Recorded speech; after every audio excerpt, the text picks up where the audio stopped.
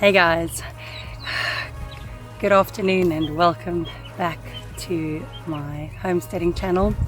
For those of you who don't know me, my name is Taryn and I live on a beautiful homestead in a small village called Rooibosch in the Western Cape of South Africa.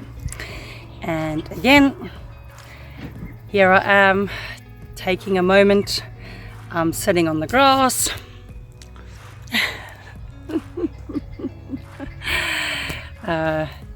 Let's say sort of catching 40 winks or taking a tiny little break.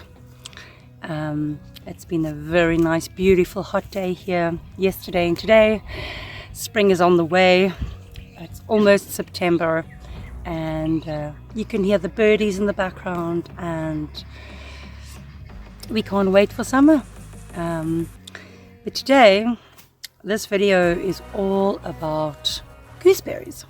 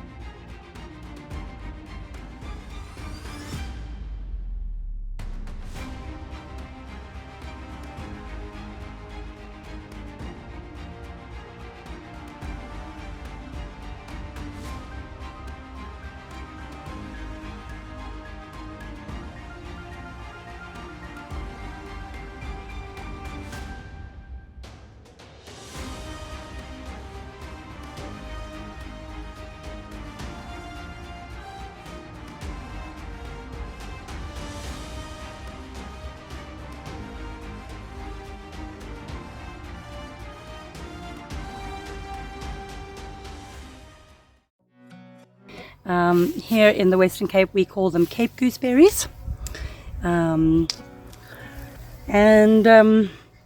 they grow really easily in the area that I live. What will happen is, here's your yellow berry. Inside that little berry, let me show you.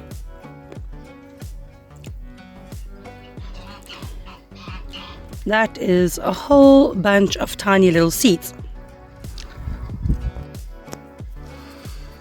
So I found that it's actually quite easy to sort of grow your own plants. So about 2 years ago I said to Wayne, can you imagine if we could be a gooseberry farm? They're such a delicious berry. I actually enjoy them more than blueberries, even though I'll never turn up a blueberry. And I've been able to make so many of my own plants with absolute ease. So I find that an absolute blessing. Now, let's just say 2 years later, I am going to share with you the biggest harvest that I have had yet. The one amazing thing that I find with these plants is that because they're different ages and they're situated in different places, it seems as if they sort of bear and their little berry fruits ripen at different stages, which means I don't really land up with 100 million berries at a time. You can easily just go and pick a few extra for yourself whenever, intermittent stages. And I've been watching the plants and I said to Wayne, I better start harvesting because I can see that there just seem to be so many that are ready. So today's the day. I decided to go around and double check and harvest everything that I could that was ripe. There are still many of them still on the plant. Let me show you. This is the beautiful gooseberry plant. And underneath these leaves here, there you will see those 3 pods. Inside those pods is the actual berry. Now there are many berries still left on the vine. This is one of the most amazing things about it.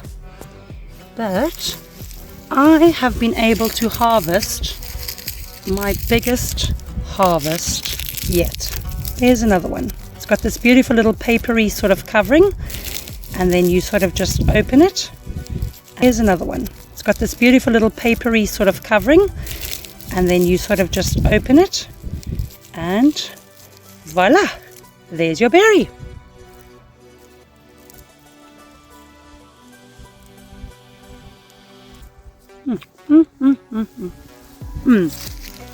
Okay, so they're delicious just like that. But I like to wash them or rinse them, and then I like to pop them into the fridge. I feel they taste so much better if they're cooler. Now, this is one of my most proudest moments. It's basically our second harvest. First was the granadillas that are doing really well, and now I'm so proud to say this is the biggest harvest that I've had from the gooseberries. They are loaded with vitamin C. They're loaded with so many delicious nutrients, and especially in wintertime. You know, often in wintertime you're not always feeling well, or you might get a cold. It's amazing to have had granadillas and gooseberries through the winter. That was so sweet. So have a look.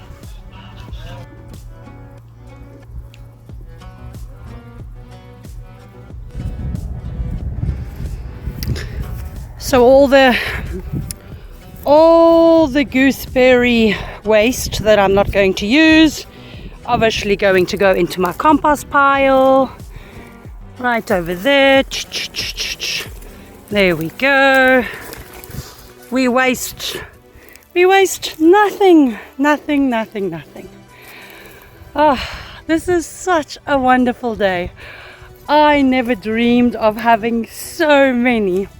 So what we'll do next is I'll rinse them off, and then I'm going to pop them into some nice containers, and then I'm going to refrigerate them because they are going to last a little longer in the fridge that way.